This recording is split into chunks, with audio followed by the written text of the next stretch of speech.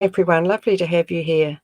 Um, I was thinking about the past week and how it's been for me, and actually, it's been quite good. If I stay away from watching too much of the depressing media, um, which I think quite a lot of us are doing, trying to stay away from that, keeping up to date with what's happening in New Zealand, looking at what I can do, if anything, to help others, um, and which doesn't involve me getting involved in my community. I don't have any elderly neighbours that I can take care of, and I've decided not to volunteer for Meals on Wheels driving. Just being careful with my health. I have good health, but yeah, I think there's probably some younger people out there who can do that work, who have plenty of time on their hands. And my effort is going to talk with this community and work out what I can do going forward. Yeah. Chris says she's still in bed. I love it. Yeah, I haven't quite got around to doing this in bed. So what I thought I'd just refresh first on, and look, please join me in the room. Now let me find the link again.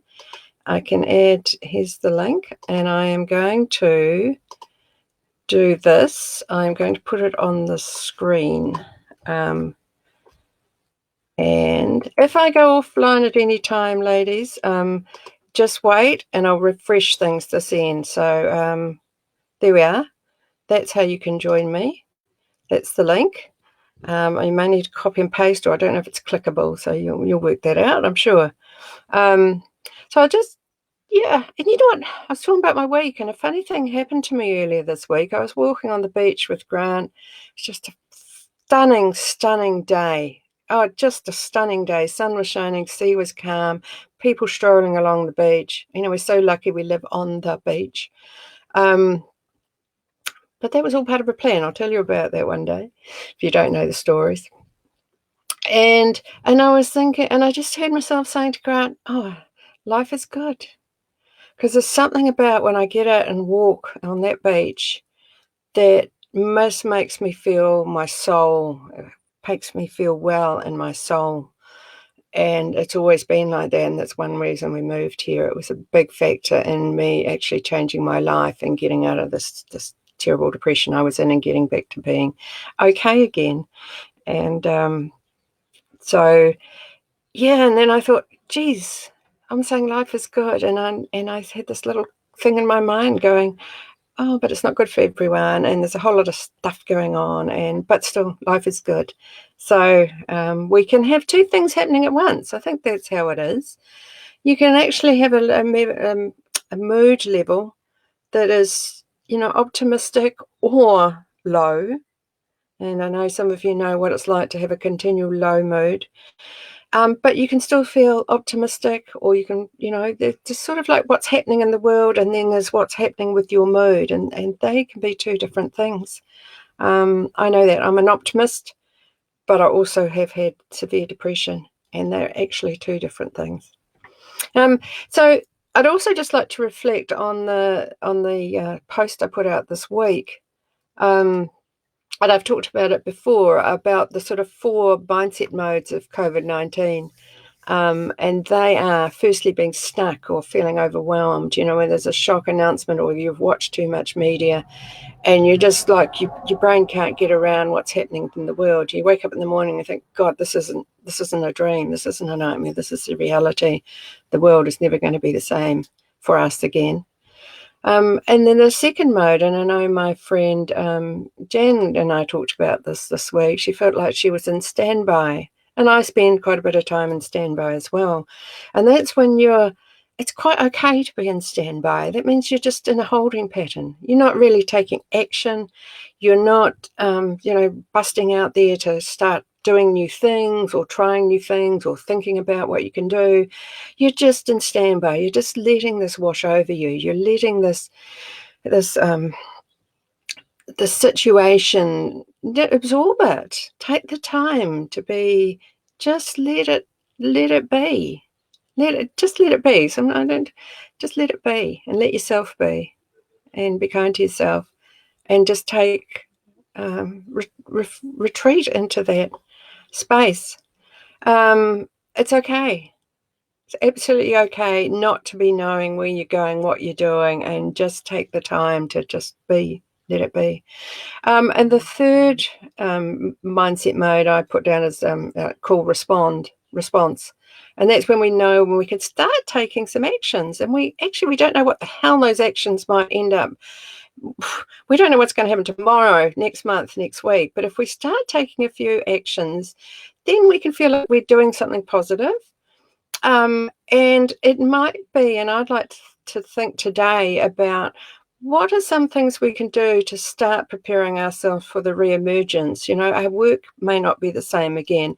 I'd like to know who you in the comments who have got, you know, who are not working. I know Nadine, have you managed to pick up any work? You and Bryce?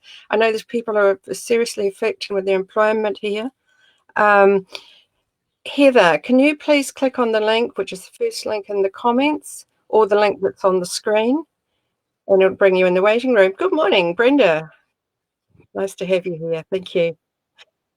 I'll just talk a little bit more about response. I think what I'd like to do and what we're going to do today, I've got some friends joining us who have taken action that means they're well ahead of the curve, actually. They've made changes in their lifestyle already. They're just preparing them for the new way of working. So I'm hoping Heather and Jan can come into the waiting room. If you click on that link that's on the screen, or you might need to copy and paste it, and that will bring you into the waiting room. And join me, and then I can bring you in to talk with us. So yeah, what can we do then? And that's where I'd like to focus my energy on helping this community, is because I'm all about women having choices.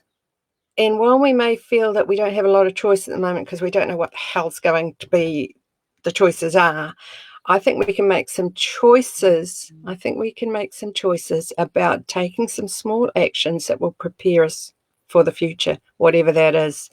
And whether that's more online work, whether that's working remotely, whether that's different ways of working, then that's what we can get ready for. And re-emergence is the fourth mindset mode, and who knows when we're going to be there, but for some of us in some places in some small way that might happen quite quickly. So I'm just going to bring Brenda in here. Good morning. And please, anyone else join us? There we go. Good morning, Brenda. Hello. I just said I can't hear you, but that may be my problem. Just let me. It's always something. There's always something. I can hear you. Can other people hear Brenda? Oh, thanks for your notes. Right. Sorry, people. This is just me and my laptop. I thought I'd tested everything. I'm just going to go into my sound settings. Brenda, you might like to talk to the group. And anyone else who wants to join us, please come in. You don't need to load the app, Nadine. You just need to click the link. It doesn't. There isn't a link that I found. You can hear Brenda. You can't hear. I can't hear her. Yeah. God. I might have to take my microphone off. But Brenda, please say hello, and I'll shush for a minute. I couldn't.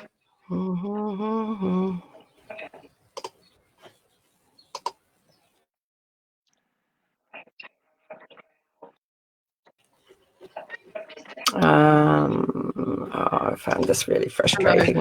Yeah, what I was saying, there's no. I couldn't. Brenda's telling us about how her work is. Get a link. I just took the URL and typed it into a new tab to get into the studio. So that's one thing. If others are having trouble, sorry, ladies, you might need to do that.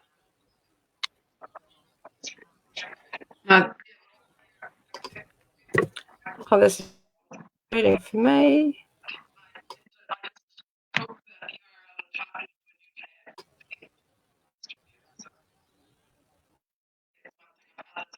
be funny if you can't hear me. We have Heather in the room as well. The link is on the screen, Diana. The link that at blive.tv link. It doesn't link this link. I'm going to unplug my microphone. It's probably going to stuck up my system. Hang on. Funny if you can't hear me. Heather in the room as well. It's always something. Link is on the screen, Diana. Doesn't link. Perhaps leave a link. Please leave a comment about how your. My laptop won't let me do that. How your week's been and what your work situation is. And I see, Ruth, that you're starting your casual work on Wednesday. That's great. I think it will be great to be actually out and about. I've got you now. Hello, Brenda. Hello. Can you hear me? Hello. Can you hear me? I can. I've got an echo. Yeah. How are you? You've got an echo? Yeah, I find if the Facebook screen's on and the Be Live are two separate things, and I get a delayed. So the idea is once you've clicked in is to shut down your Facebook. Yes. Hello, Brenda. Hello. Right. Okay. Shut that down. Hello. Right. And so what I was trying to say is that. Sorry. I was trying to say that isn't a link on the screen. It doesn't take you anywhere. That's why I and you can't copy. I couldn't copy it. I had to write it elsewhere. I did the same. Yeah. Anyway, that's just one thing. It might help others to get into it. I'm good, thanks. Had a good week. I've got a bit more into the working from home routine. Yeah, not a lot is different, it feels, at the moment. We've had a beautiful weekend, so it's been good to get out and do stuff, in your bubble, of course. Yeah, I heard your comment about the news recently. At some point, I just turned the radio off for a while, have a break. Find out what I need to know and, just turn it off for a while. So. Yes. It just goes on, doesn't it? And Grant likes to watch the US news. He's a Trump follower. I call him. I sometimes say to him, "Are you watching Trump porn?" Because he gets sucked into it, and enjoys watching it. Whereas me, it just drives me so mad. Yeah, I don't think I could do that. and you look at what's happening, and so much of our attention is drawn to the countries that we're close to, I guess, the US and the UK, and I'd like to know what's happening in the countries like Africa and Asia and different to get a different perspective on things. You have to go shopping around for that. Yeah. Also on our screen, so this is Brenda, and we've had from us last week, and today Heather's joined us. And hello. Good morning. Can you hear me?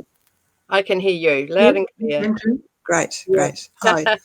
Yeah, I did the same thing as you. Sorry, what was our previous guest's name?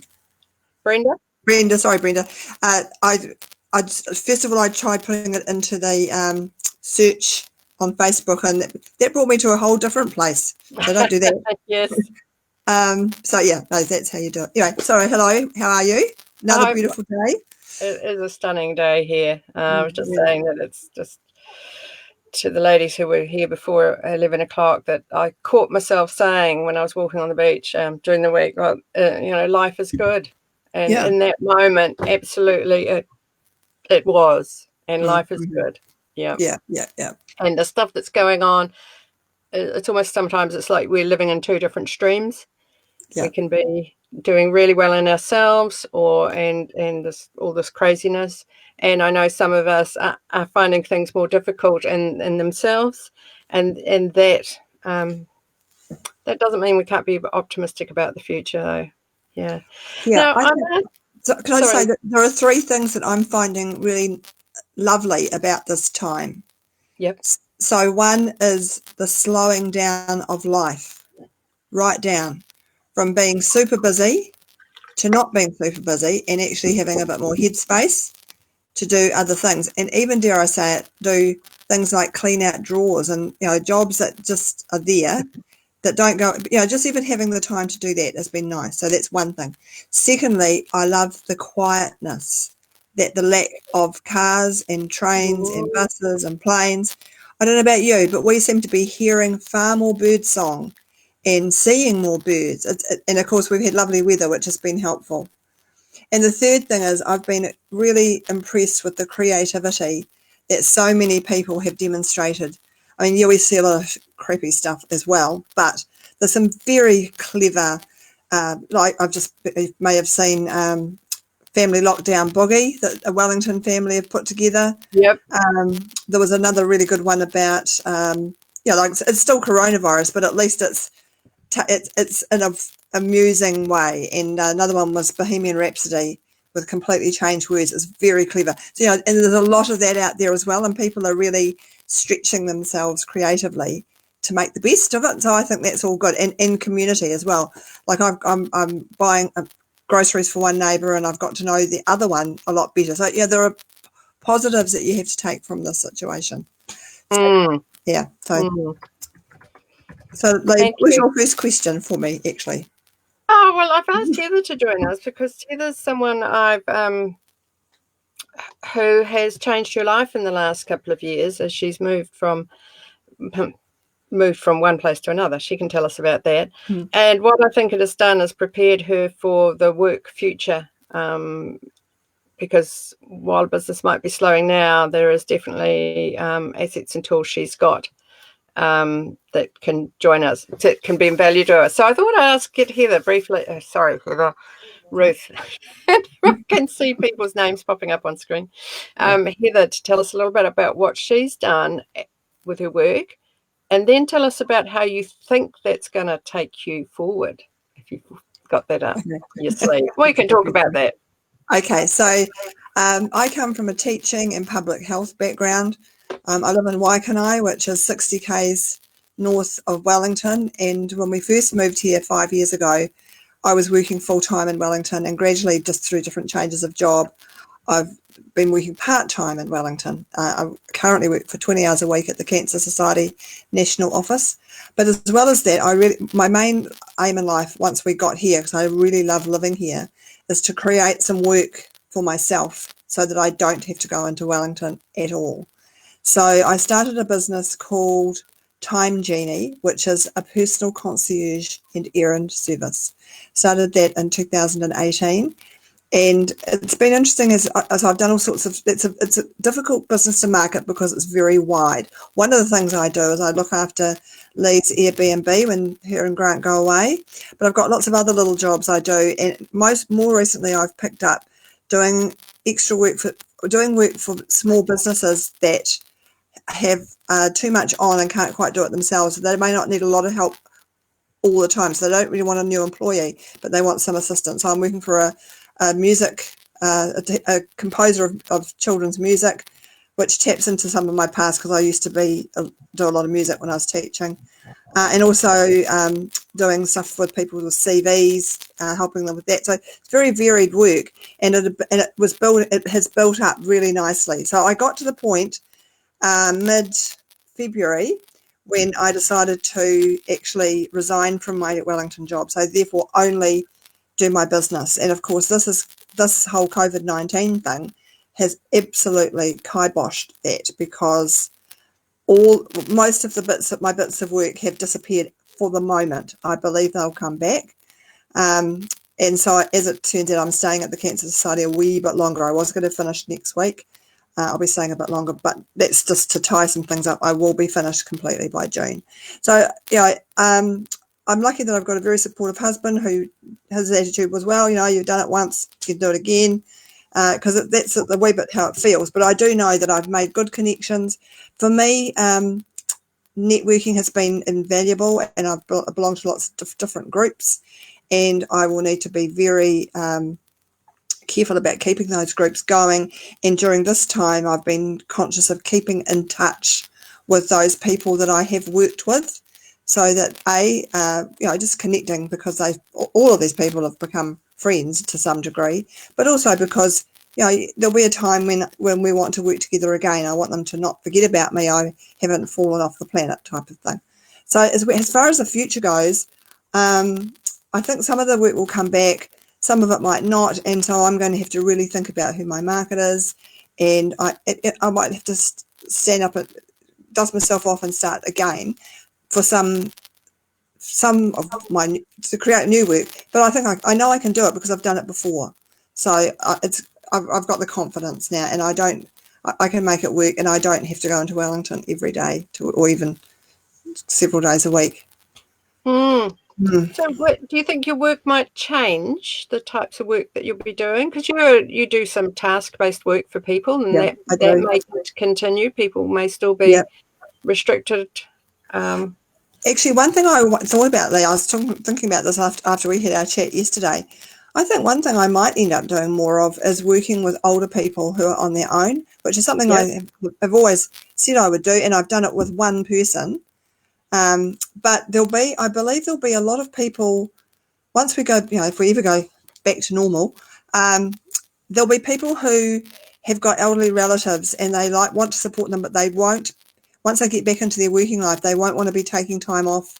For example, if an elderly relative needs to go into a rest home, downsizing or whatever, that they might be happy to pay or to get me to help them to do that, or to contract me to do that. And I'd love to do that. I think that could be one piece of it. Yeah, I think I've seen during the phases of your work that the one disadvantage when you started was that you were doing anything for anybody. Yes. And that was sort of a disadvantage in one way, in that you found a little hard to market what you were doing. But on the other hand, it meant you found your way to doing the things that you enjoy, and you've got to a point where you were doing the things, working remotely, so you could visit your wee grandy in Scotland when the world opens up again. Doing the things that best suit you and outsourcing the others. For instance, Heather used to do my Airbnb cleaning, and then she hired the casual cleaner that will now help us with the Airbnb. So that was her task, was actually to do that piece of hiring and sourcing for me. But now you can open up again. You can go, I can find my way in this new market, and I can do anything again, and then I will come back down to find the things that suit me. Exactly. Yeah. The early childhood teacher, music composer I'm working with, is really keen to have me do more for her, and so I'm doing some training on her program. She's got a program called Rock the Planet. So that'll be fun. It'll be fun to do, and it's a good time to do it while we've got this downtime. So my work hasn't completely disappeared, but it's certainly died down, and I believe it will pick up again. And I think you're right, Lee. What my last year or so has helped me realise the things I like to do, the things I'm not so I will do, but I'd rather not. And so, and that was at the point I was at, where I could basically, I will do this, I will do this. But I can do it again. And I think it's just being really keeping your ears and eyes open and listening and watching to see what opportunities are out there, because there will be different opportunities. There'll be things I don't even know about now that'll be out there for me. So that's my attitude, trying to keep chipper about the whole thing. Now I'm going to bring Jan in. Hello, Jan. I can see you. What I'm actually going to try, ladies, I am going to, and Nadine's joining us live as well. And who else? Brenda. I'm going to make us more like a Zoom chat. We've got a nice wee group here. And see how this goes. Sorry. Now, Jan, because I'm going to ask Jan to talk to us a little bit about what she's done over the last few years. Here we go. Nadine, I can see your carpet. Here we go. And here we go. I want to bring Nadine in. And, it won't let me. It won't let me do that. We'll bring you in a minute, Nadine. But at the moment, I'd like to ask Jan to tell us about what she's done. Okay. Can you hear me? Yes. Yes, perfectly. Thank you. Okay. Gosh, it was a bit of a journey just getting in here, but now I'm here. So I'll know what to do next time. So I was in a situation where in my last paid employment, I was being bullied, and it went on for many years. And I kept applying for jobs, not getting interviews and stuff like that. And the reality was that I was viewed as being too old. So there you go. Before that, I'd been in the corporate world, latterly recruitment, but before that, an entire career in IT, in corporate marketing, places like IBM. So, and I'd worked in London and New Zealand, and always on the marketing and sales side. So when I finally left the job that I was being bullied at, I sat at home and thought I would do network marketing, which is a really tough gig. It's fantastic, but it's tough, and it doesn't bring in the cash flow initially. So I needed cash flow, and it was really thanks to Lee, because I started helping her out with a bit of proofreading because I was so pedantic about it. You keep me honest. Yeah. So I kept saying, well, I could proofread for you. I could proofread. And I didn't want to be paid or anything. I just wanted to help Lee because it was this is a while ago now, a new venture for Lee. This is, she was building her creation. So that's how it started. And when I think back, it's all to do with transferable skills. I'd had like 40 years in the corporate world writing proposals, writing responses to requests for tender, writing business plans, just writing, and they all had to be beautifully presented in folders, and they had to be correct and things like that. So all those years I had been doing something that I was like unconsciously competent at, that was easy, that I didn't have to think about it. I didn't have to set a start time. I didn't have to do anything really except enjoy myself. And it took me a long time to realize that that was like my inherent skill or ability. It was so easy that I wasn't even aware that I was good at it. And it's not just the proofreading and the editing, it's the writing too. For some reason, it's all linked up, and I simply get into somebody else's slippers and be them. And I correct and proofread and edit and write as if I were that person. Yeah, it's a great skill to have. Yeah. Well, yeah, and it doesn't even feel like a skill because it's so enjoyable. I think, yeah, it's really I think we all have, and that's the thing I think to think about is that what do we already know? What experience, what do we already know? What skills do we already have that we can transform into a new type of working, which is what you've done. And you've got work you now have work that you've acquired, your proofreading work that has become a regular piece of work, though limited at the moment. Yes. It's limited at the moment for obvious reasons, but it comes from all over the world through a company in Wellington, and you never know how much is going to come or when it will come, but over, from month to month, it's pretty regular. So, yeah. And I had to sit a test for that. Lots of people, when they become proofreaders and editors, they do a course. It takes a year. It's remote, but you do end up with a qualification at the end of it, and it is very good. I didn't do that. I've just been, winging it basically, but I do seem to have all that basic knowledge. Some of the terms I wasn't familiar with, but as soon as I looked them up, I realised what they were. Yeah. So, it's something about the way your brain works. You just have this great acuity with words, and grammar and you know, seeing things very clearly and working with detail, and which is so not like me. Well, the other thing is in sales, the biggest thing, the most important thing you do is listen and understand people's needs. So, and I've had 40 years of that. So again, it comes naturally to listen carefully to what a person's trying to do or achieve and produce it for them in their terms, in their mode, as it were.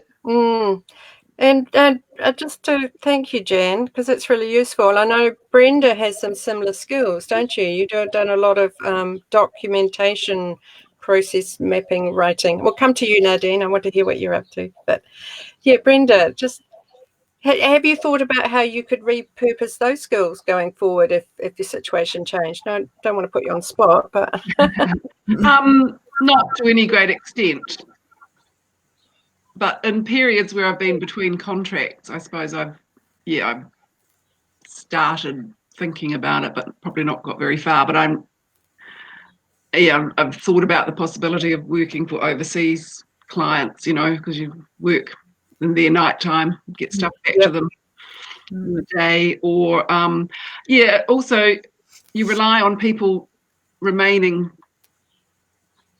to understand that it is important. You know, you do. It's a bit alarming when you hear people say, "Oh, yeah, it doesn't really matter as long as the content's right." You know, it doesn't really matter about the grammar and spelling. And I'm like, yes. I know.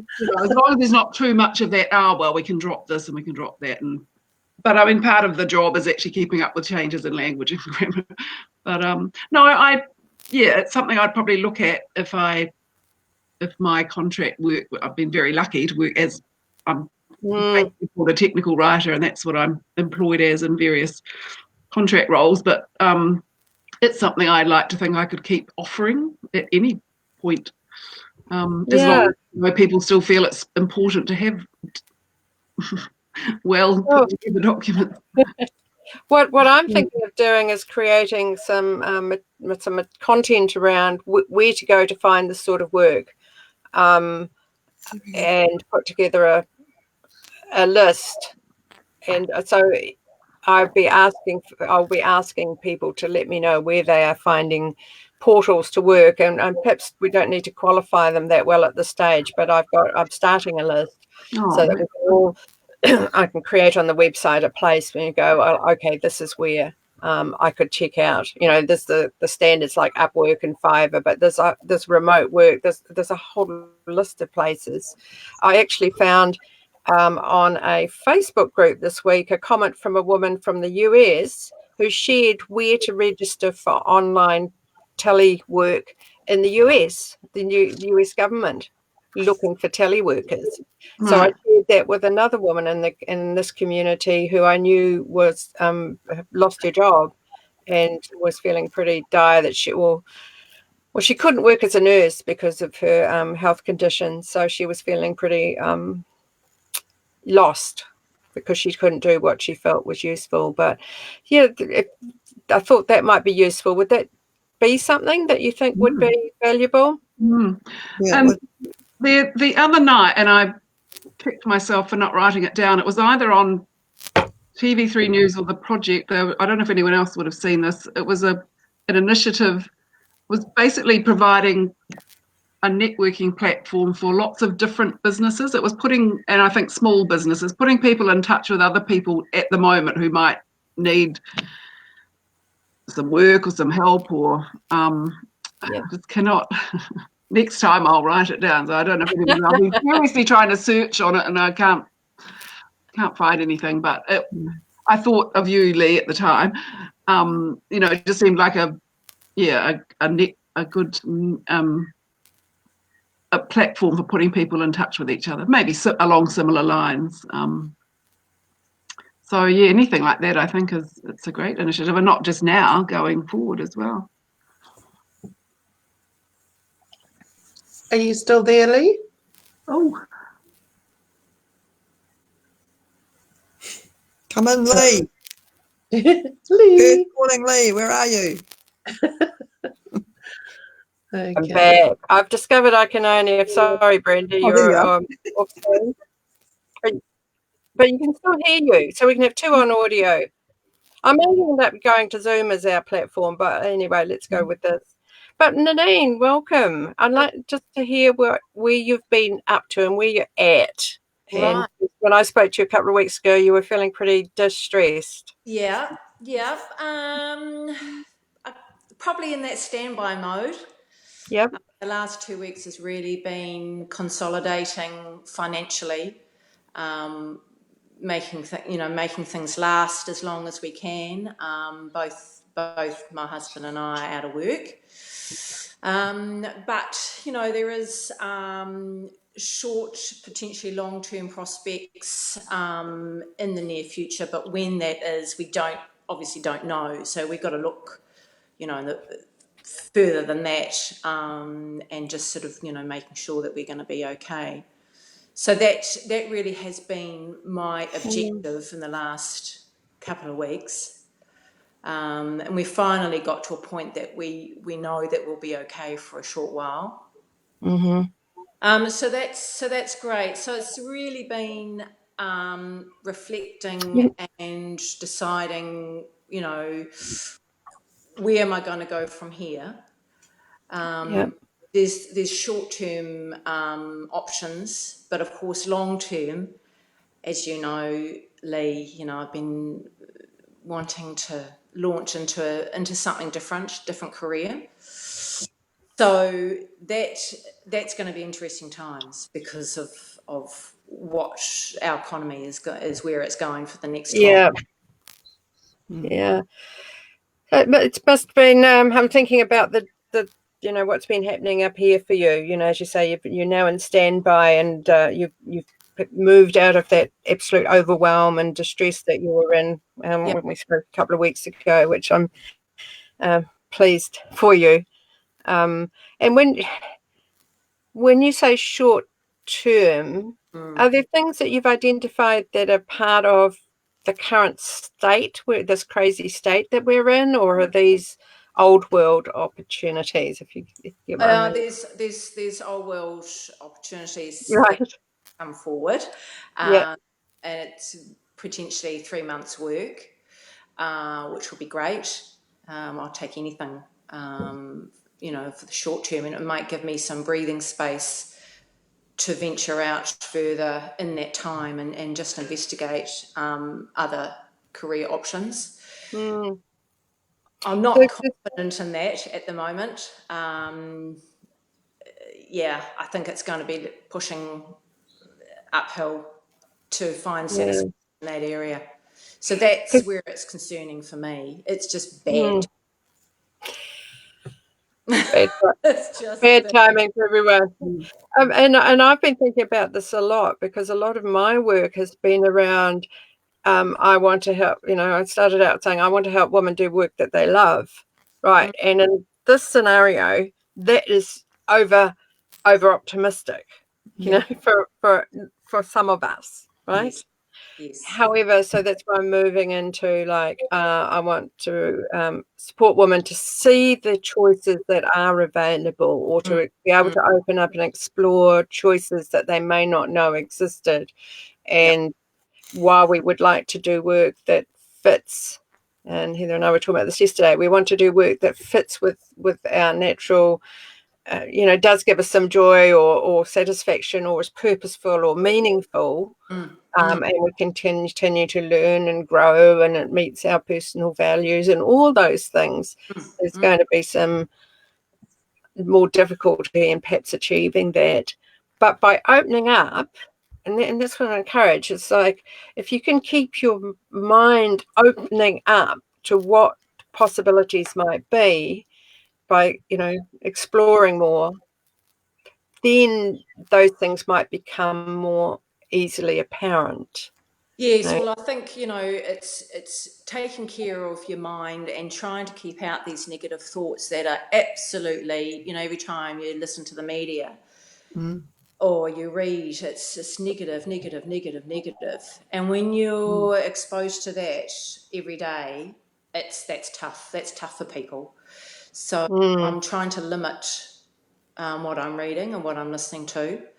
I'm exercising a lot.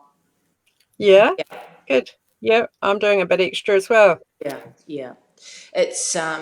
It's very important, really important, and I do notice a difference. When I'm sort of set into my day, it does help after Yeah. I've pounded the pavement. Has anyone got any other thing to share? Whether Can I come in here, Lee? whether the yes, Jan, I was thinking of you. Yeah. Thank you. The other thing that's made a huge difference with I me can't is hear Jan. oh, I can only hear you, Lee. Sorry, 1 moment. It might be me. Thank you. No, you should be right, Jan. okay. Can everybody hear me? I can. Yeah, I can hear you, but it's You hear Jan. me? Yeah, I can hear you. Yes. Okay. Can you hear me? I've got nothing of any interest to say at the moment. Sorry. Well, going back to what you were saying before was interesting, but we can talk about that. But Okay. Jan, I can't hear you. Okay, I'll say it, and Lee, if you could pass it on. And it's just multiple income streams. Like when you first become unemployed, You any may have to recite for me, one Lee. job is not going to be enough. Well, And you think that's far too small. I'll have to keep looking. But once you start to realise the value of the little increases. I think I just tried muting you and unmuting you, Jan. Nadine, Jan, God, I can't get it. Jan was saying that it's looking at multiple income streams. Yeah. Thinking about work in terms of income streams, not as a job. So a job may be one income stream. You may have skills that you can market online, You might have something you can earn, some casual work somewhere. And think about them as income streams. In our situation here, the Airbnb is an income stream. The rentals are an income stream. My online business is more of a cash flow negative at the moment, so it's not an income stream. But, thinking about different income streams. Grant does one small piece of a directorship for his family business. That's a tiny income stream. So think about income streams, not about job. Yeah. Yeah.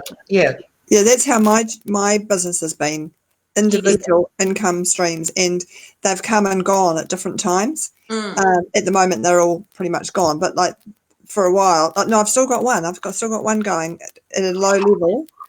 But each client has different needs, and I can do work for them or not. So if I'm working for them, I'm getting paid to do it, and if I'm not, I'm not. So yeah, and I think the other thing about that too is that if you make an effort to do a really good job and never say no when you're asked, especially that's what so I've been working for EP Education, which is a recruitment company for teachers, and I've done 2 strands of work there. One has been reference checks and also helping with people with their CVs. So what my basic mantra was, never say no, and even if it was tricky, I always got things done. And there was a couple of times when I was given urgent work to do, which I did. And I think the reason I was asked to do that was because I never said no. And I think that's important to try and do too, particularly, and it's particularly when you really like the work and you want to be up there, so that when all this stuff comes back to normal more, if they're looking at less people to do this particular work, maybe they'll look at me because I think she's reliable. She does what she says she's going to do. That's what I aimed to do. So that's another, as Jan says, it could be a small job, but do it well, and it can grow. It can grow. Yeah, and that's you being true to yourself as well, Heather. And, yes, absolutely. and that's the big thing that people actually get drawn to. Thank you. Yeah. I makes me recall of a job when I was doing it when I was university. I was a single parent and I needed a summer job, get through the 3 months, or finally have some money that was more than just living on the benefit and a bit of house cleaning. And one of my lecturers needed someone who could do some particular sort of Excel graph work for her book she was publishing. And I had a quick look online and thought, oh, do you think I can learn how to do that? And I said, yeah, I can do Yeah, that. that's the way to go. That's the way to Spent go. 2 days Fake it. training myself to do it. And the thing was, the charts I was creating were the finished articles that were going in the book, as the images in the book. So it's like, but I just was so driven to have that bit of income, and I knew the content would be sort of interesting, and the person I worked for would be good to work for. So I taught myself. Good on you. That's a good example. A really good example. Yeah. Mm. It's that seeing that opportunity and giving it a go, even though it's super scary. It's jumping in boots and all. It's not easy. So that's on one end of the scale, isn't it? Is that like we can learn something new, trust ourselves that we can use our base skills to do something new. And on the other end is what Jan was saying. It's like she had the skill that she didn't even acknowledge that she had. So, a stock take of what our skill set is, and actually working out what we innately know and can do, and putting some value on it. Will, I think, become increasingly valuable. When I look at the sort of people and the work that is being done online, I have a young woman in Pakistan who does some document formatting work for me. My web developer's an English woman who lives in Portugal, living the life in Portugal. My Facebook ads guy is a young man in Amsterdam. And I've had someone from an American woman who was living in Mexico who did some editing for me. I mean, I had a young Brazilian man do some graphic work. I had Yeva, who was from Ice. Can't remember where she was from now, somewhere in Europe. Yeah, just people all around the world. And that's our opportunity. That's the thing. Is our opportunity. Yeah. Not be turning up at an office. Okay, so thank you. I'm thinking about the resources that I can keep building for us and the work that we can keep doing together. I'm always open to ideas and feedback and input, and please just share with me what you think would be useful for yourself, for others in a similar position. I'm always keen to find ways. This is my way of being valuable, which makes, this is my thing. We've all got our own thing that we can do for others. And I hear this helping our neighbours. Nadine, you'll be doing something. Jen, you're doing something. We're all doing something. Yeah. And if we aren't, I think we should find a way that we can do something that, that makes us feel good. And we may not be ready for that if we're in standby, But when we are, I think that trying to find a way that you can find a repurpose in something that you're doing for others is a fantastic way to help ourselves. So perhaps just last go rounds. Anything to finish up with before we sign off this morning? When Jan speaks, because I don't know what she's saying. Something for Lee to pass on then. Once you start to realise all those little things that you're able to do and learn, you start to feel back in control of your life and in charge again, and you've got your power back, basically. Good call. Yep. But Nadine didn't hear me, Lee. Jan said, it's really weird, this, isn't it? Yeah. Once you've worked out all the little things you can do and the things that you have that you can do, you actually reclaim your power back. It's very good thought. And I've probably observed that. I have observed that, Jan. Yeah. Thank you. Yeah. Reclaiming, the reclaiming our purpose, our meaning. Yeah. Yeah. Yeah, and self-belief. Yes. My final words of wisdom are, from my own personal experience, this is a very odd time. We've never had a time like it before.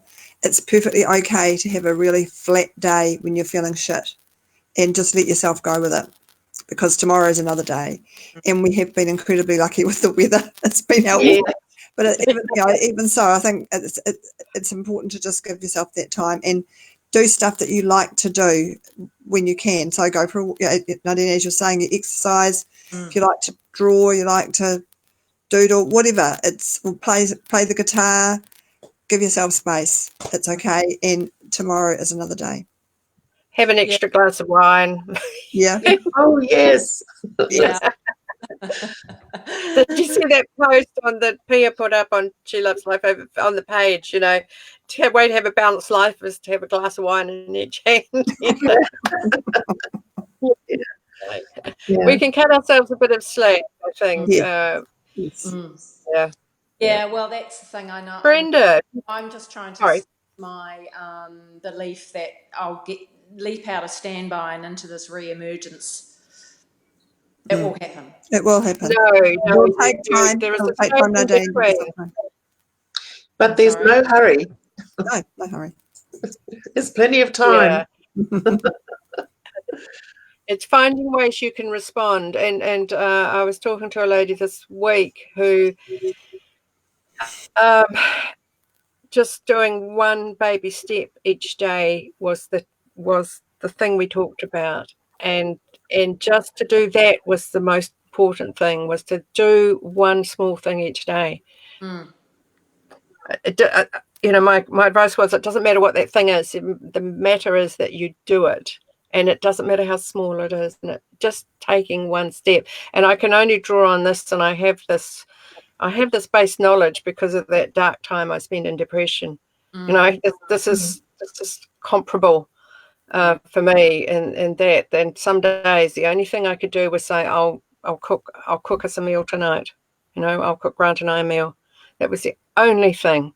And when I was with Jackie and I was on the single parents benefit, I used to think, what one good thing can happen today, and it might be, again, cooking us a nice meal, or we would be going somewhere. We'll go and visit some, free gallery or something.